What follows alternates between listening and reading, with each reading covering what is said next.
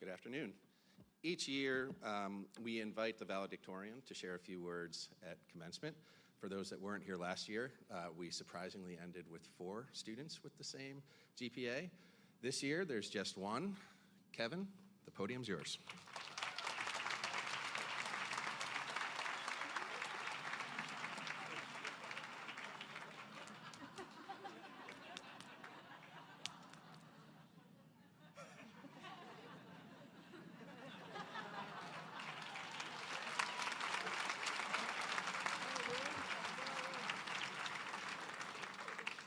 Thank you. I guess it's good. I did prepare a speech just in case I won that, so. When you think valedictorian speech, you probably expect me to come up here and talk about hard work, dedication, maybe throw in a quote from some motivational Instagram account. But instead, today, I want to talk to you all about doing absolutely nothing. Let me explain. For the past 4 years, I've developed a habit of going out to watch the sunrise in the morning. I know, kind of weird. Usual response I get is, "You do what?" followed by concern for my mental health or intrigue in what bet I must have lost.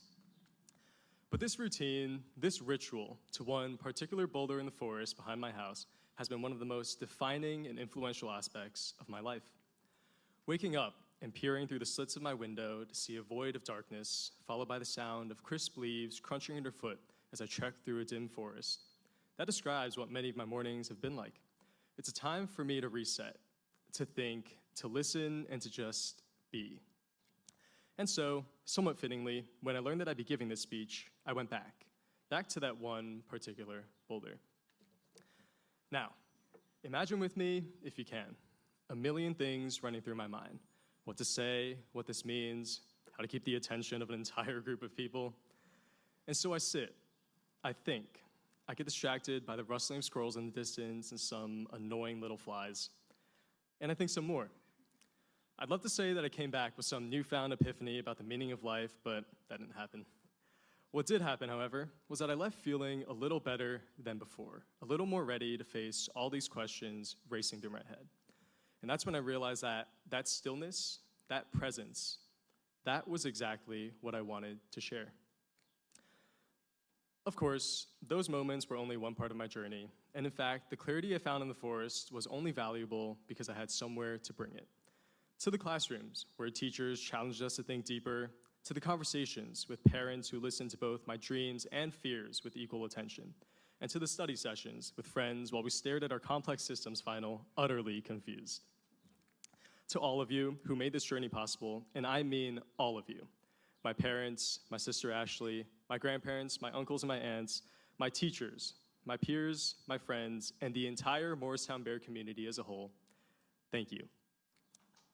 Truly.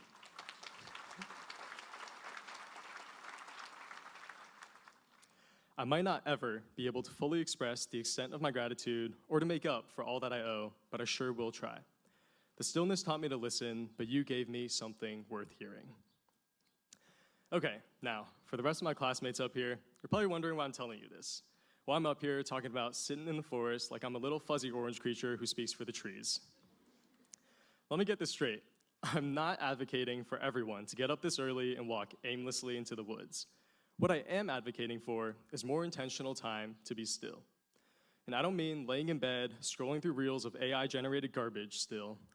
I mean really, actually still. To take a moment and just breathe.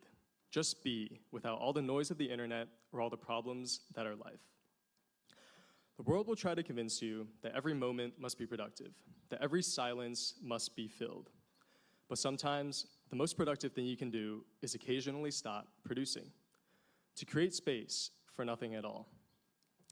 Right now might be the first time in years we've had a moment to breathe. Let this not be our last. Find your own forest, whether it's an actual place in nature or simply 5 minutes before you get out of bed each morning.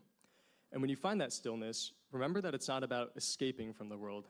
It's about showing up better for it. We're graduating into uncertain times, and even as someone who admittedly tries to bury my head and ignore everything, I know that there are a lot of problems out there.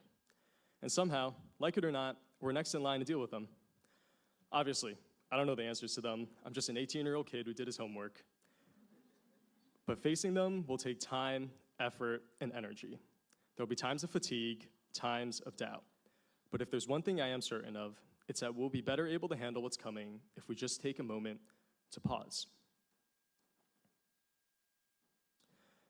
So, for all of you who inevitably zoned out for most of my talk, occasionally came back for a few words, hope you at least found some stillness while you were at it.